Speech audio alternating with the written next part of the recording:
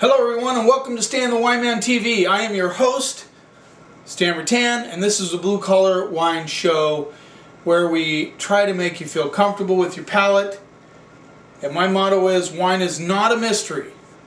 It's just a beverage. It's just grape juice, baby. And the much dreaded episode has arrived. I am going to review, taste, critique 5 Pinot Gris / Grigio. I've made it known, not my favorite white wine. I'm just not there. However, little asterisk, there's been some fantastic Pinot Gris out of Oregon that I really like. 2012 has really been phenomenal. It's a great vintage. Still coming out with ones from Oregon. You know, back in the day, I could tell the difference between a Pinot Grigio and a Pinot Gris. Even though they're the exact same grape, they were stylistically different. You know, usually Pinot Gris had a little more viscosity, a little more weight. Sometimes they did it with wood, got a little honey, tropical fruits. Very characteristic of Pinot Gris. Well, then all of a sudden, Grigio from Italy was leaner. A lot of, you'll hear a lot of wine guys or girls say that it's like flavored water. I don't entirely agree with that.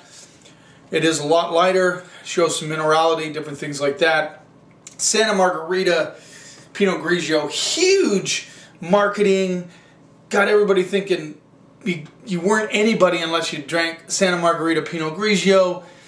Big marketing, but it was a lot leaner in style. You could tell the two. Now they're you know, Oregon has lifted their rule about whether you could call it Pinot Gris or Grigio in the Willamette Valley, and you know, now it's harder to tell. They make Pinot Gris in a Pinot Grigio style. Not too many Grigios in a Pinot Gris style, but at least back in the day, as I said, you could tell the difference. Now it's not so much, as you'll maybe find out today. Same exact grape, Grigio, Gris, made from the same grape, and nowadays I don't know what makes them think they want to call it a Gris or Grigio. But like I said, 2012 been some phenomenal Pinot Gris. Elk Cove Pinot Gris, love that wine. Panther Creek, both of them sold out. I can't get my hands on any until the spring when the 2013 comes out. So yes, I'm not a Pinot Gris hater, Grigio hater.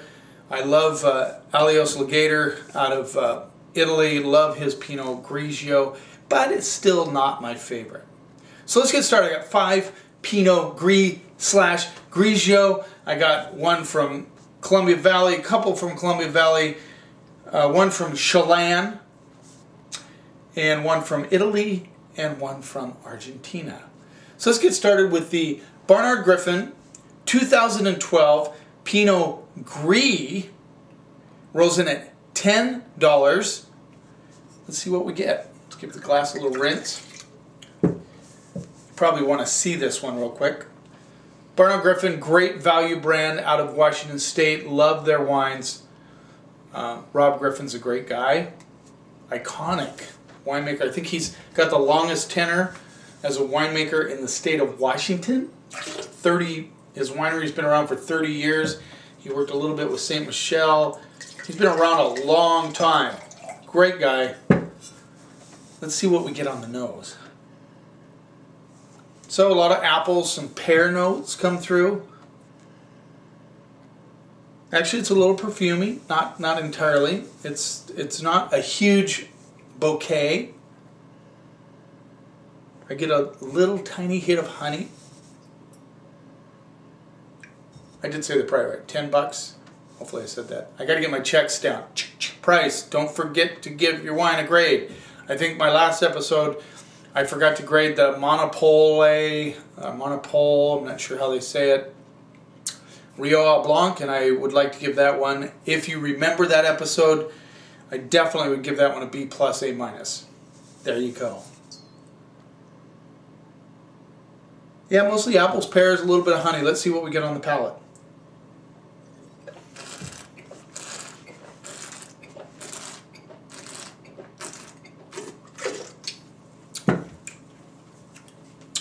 So this is like biting into a red delicious apple and then squirting a little tiny bit of Bartlett pear juice in your mouth. Very simple. Simple. And I think that's why a lot of you out there drink Pinot Gris, Grigio. You know what you're going to get. It's kind of the McDonald's of white wine. I think I mentioned that earlier. A lot of us are afraid to go out on a limb. We just want a wine that we know we can trust. I totally get it. But by the same token, you should at least experiment every once in a while. So you don't like Chardonnay. So you're not really thrilled about Sauvignon Blanc. Try a couple of those Spanish wines we had yesterday. You're going to love them.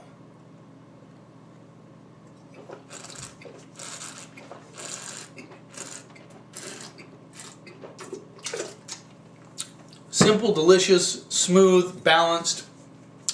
Nothing exciting. Apples, pears. A little bit of, I get a little bit of apple skin on the backside.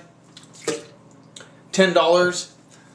You know what you're going to get. It goes with a lot of stuff. You can just sit and drink this baby. It's a cocktail white wine. No doubt about it.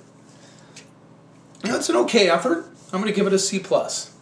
Let's move on to Cheddar Creek. Pinot Gris. Now you see okay, let's go back just for a second. Pinot Gris reminds me more of Pinot Grigio in style. Let's see where Cheddar Creek goes. 2012 Pinot Gris, Yakima Valley, 13% alcohol. Just thought I'd throw that in there. Very light on the alcohol. Gordy Rawson, amazing guy. I love him. He worked for Columbia under David Lake. He has his own winery. He's doing an excellent job. We just had a tasting with him not too long ago. Well attended, sold lots of his wine. We introduced it with the Pinot Gris. This rolls in at $12. Let's see what we get on the nose. This one's got a little more interesting nose, a little stinkified action. Although I do get a little like what I call a, you know how the smell of permed hair, you know when your mom was getting her hair permed in the bathroom. Does anybody do that anymore? Maybe at the beauty parlor. I'm just getting a tiny bit, just a little bit of that hair perm thing going on with a little bit of a pears. Hair perm, pears. Pears are kind of, they're there. Yep, that's what I'm getting on the nose. Let's see what we get on the palate.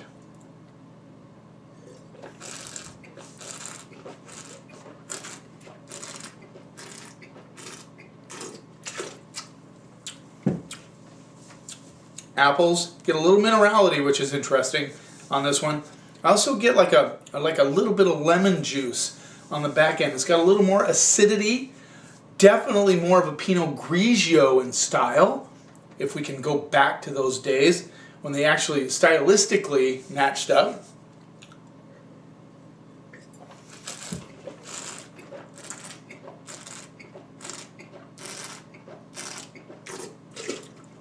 I find this one a little more interesting. It's got pears, apples.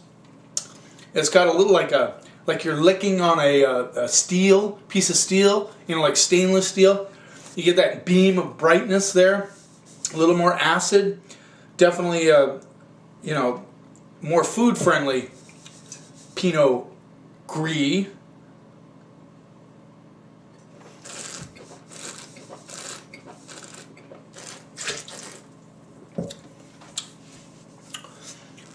You know, it's definitely more interesting. It's got more going on. It's got a good kind of a pithiness.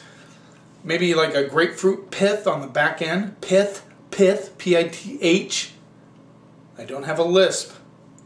No offense to those who have one.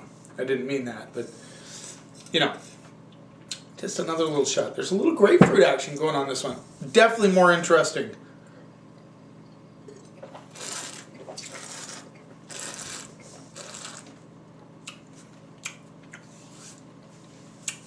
There's just some pear coming through, more like a Asian pear, if you've ever had one of those.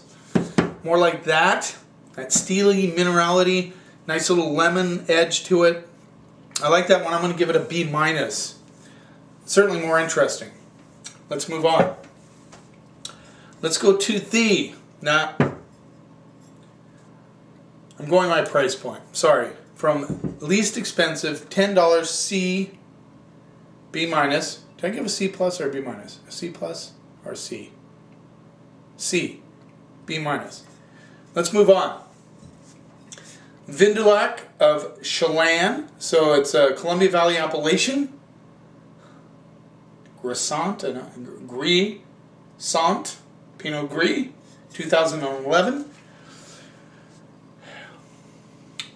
Take a look at the label. Vin du Lac does come interesting labels. Let's back that up just a hair. There you go.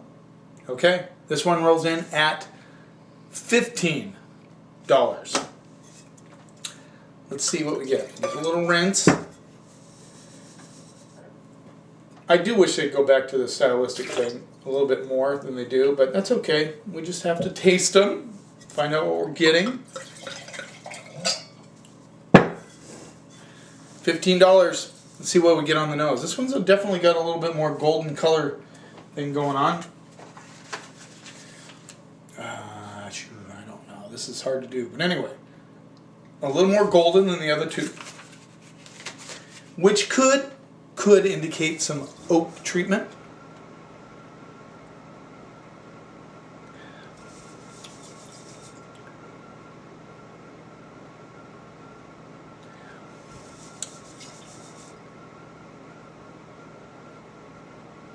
This is quite challenged on the nose. I'm not really getting a lot out of it.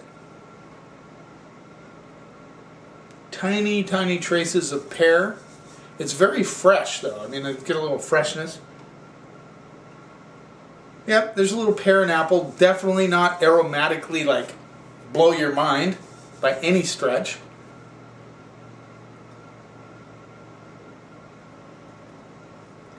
Nope, not getting much out of it. Let's see what we get on the palate.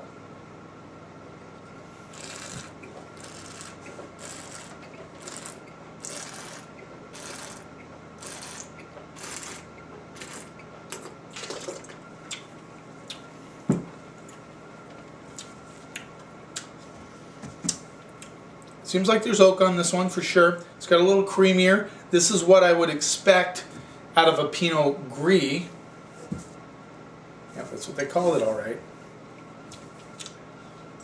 Got some weight on it. It's very fresh, good balance.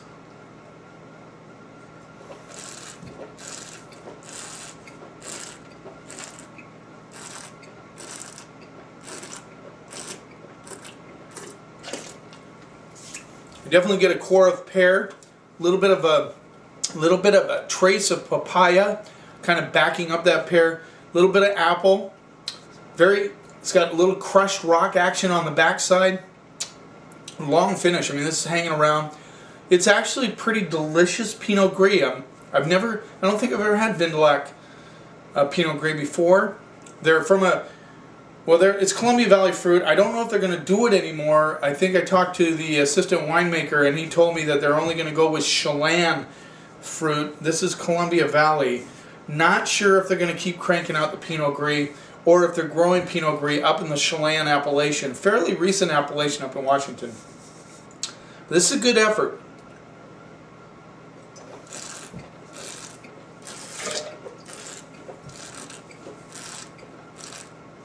Yeah, definitely there's like a core of apple on the mid palate, like that steely kind of nice finish with a little crushed rock action going on. Yeah, that's a good bottle of wine. I like it. I like it. $15. It's got good depth. It's clean finish. It would go with shellfish. You could drink it solo. It could be a cocktail Pinot Gris if you'd like. I know that's a big thing these days. But don't forget the food. This would go well with shellfish, mussels, clams, oysters.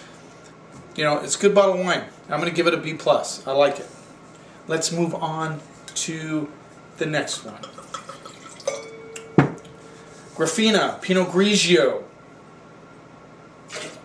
Sometimes I wonder if we butcher these. You know, even if you're a wine guy, sometimes Griffigna, Pinot Grigio, estate bottled, 2001 Reserve, wine of San Juan, Argentina. And it's Centenario, which I don't know whether that means, you know, you would assume maybe, and I'm not going to take time, the lettering is way too tiny on the label, but maybe they come from century-old vines, or they have century-old vines. There you go. Argentina, Pinot Grigio, not Gris, $16.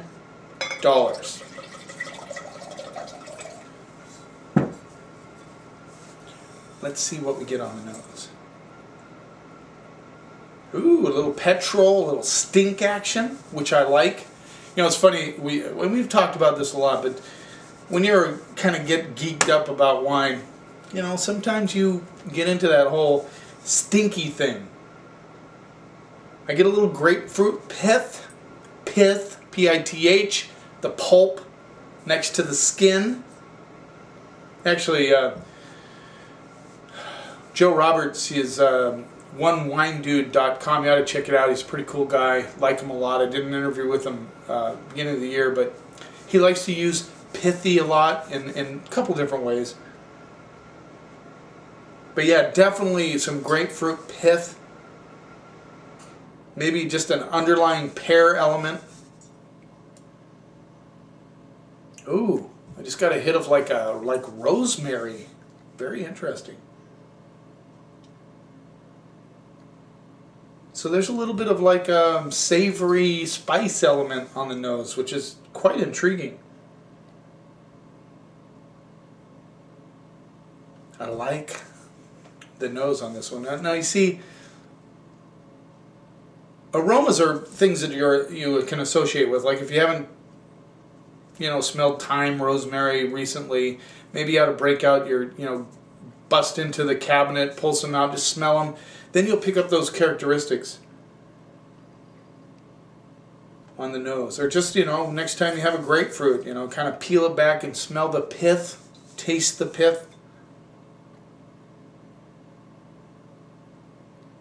Now that was real interesting, that kind of rosemary hit on the backside.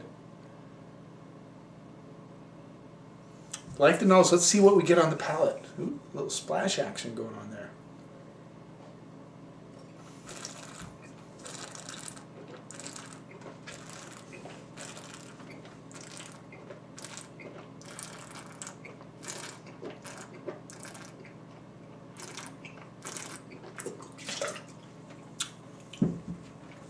So I'm getting a little of those savory herbs, even on the mid palate, especially on the mid palate. I get the pear, a little bit of grapefruit, not a lot, mostly pear, grapefruit. Kind of sneaks in on the back end. Very round on the palate. It's kind of reminds me a little bit of what I would have guessed a Pinot Gris back in the day. This is very light again in color, which makes me think, man, the Vindelac maybe had some oak on it.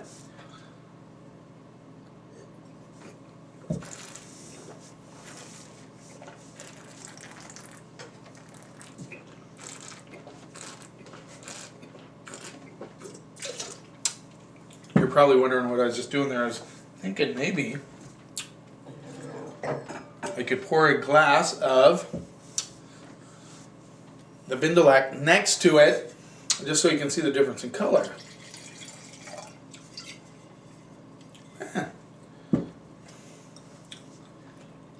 So you see the Vindelac is just slightly darker, not as much as I would have thought, but it's still there. You can catch it there on the back white backdrop there. So just slightly darker, not a lot.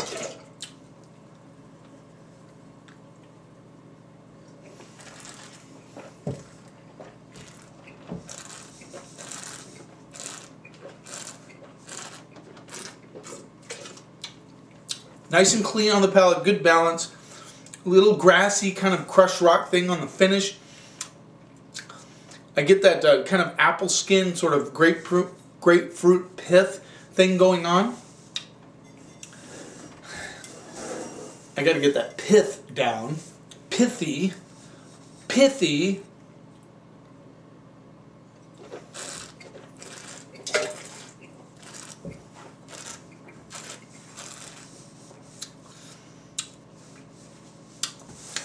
This is a dry, bone dry Pinot Grigio, kind of what you'd expect. It actually kind of leans towards the Alios Legator side of Pinot Grigio out of Italy. I'm impressed actually with this effort.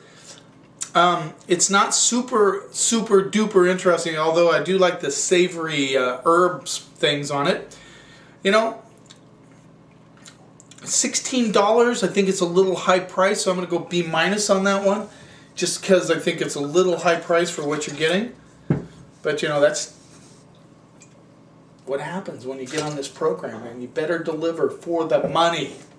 You know, $15, $1 less, you get a much more interesting Pinot Gris. Now we're going to go to Italy. Banfi, big time producer out of Italy. Banfi San Angelo from Tuscany. Not your typical spot for Pinot Grigio, usually Alto Adige or somewhere up there in the northern part of Italy. But yes, 2012 Tuscan Pinot Grigio from Banfi San Angelo. This one rolls in at $18 US. Let's see what we get on the nose.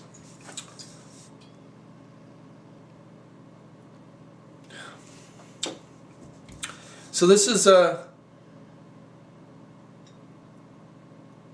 again, you get a little pear apple action. Not a lot else going on. I get a little soapiness to it, like, you know, like that perfume soap in the bathroom.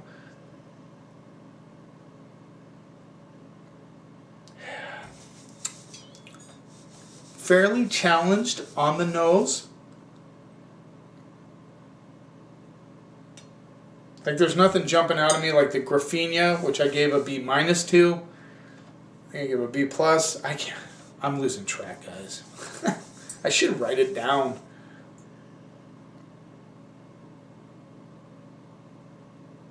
Definitely a sweet apple. There's a nice, like, not quite apple pie, but the apples are a little sweeter, like you would find, you know, after they put a little sugar on the apple, mash them up a little bit. That's what I'm getting. But just a backside of pear. And just a touch of soap.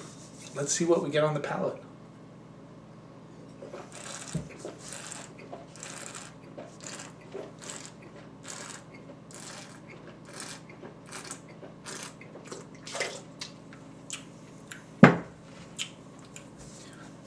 You know, I mean, you know, pears and apples. Pears and apples. A little apple skin thrown in, you know, a little bit of that little bitter side, but not bitter.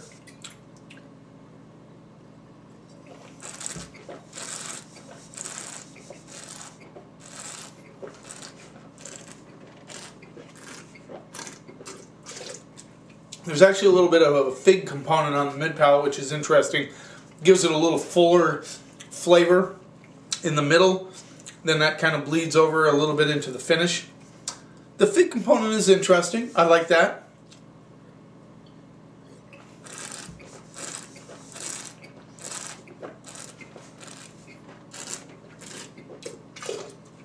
Now I'm giving it a little more action in the mouth. I'm even getting a little bit of mango.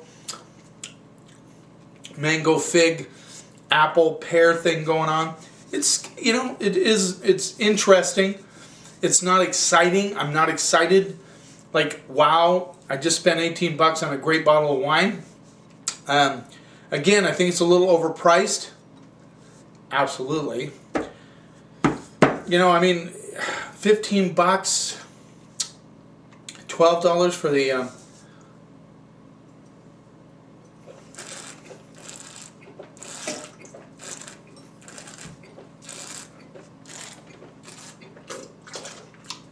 I mean, granted, it definitely has more body, more weight to it.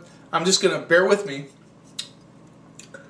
I'm going to give the Chatter Creek a quick whirl. Because, you know, there's not a lot of difference in any of these, although I think the Griffigna from Griffigna maybe, from Argentina had some interesting aromas. That savory almond, I really like that.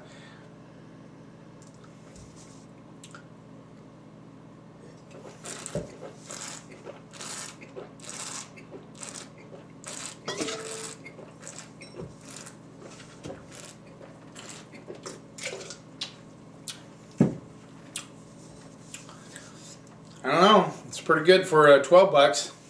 Just want to quick hit the Griffigna real quick. Bear with me, guys. I'm just trying to see.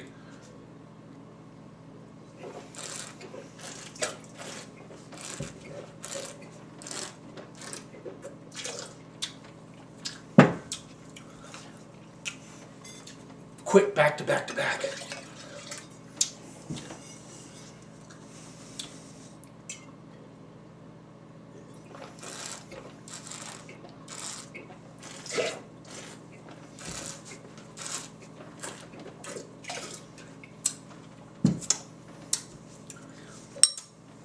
Okay, San Angelo. Definitely more weight on the palate. It's got the fig thing going on. A little bit of mango. Somewhat interesting.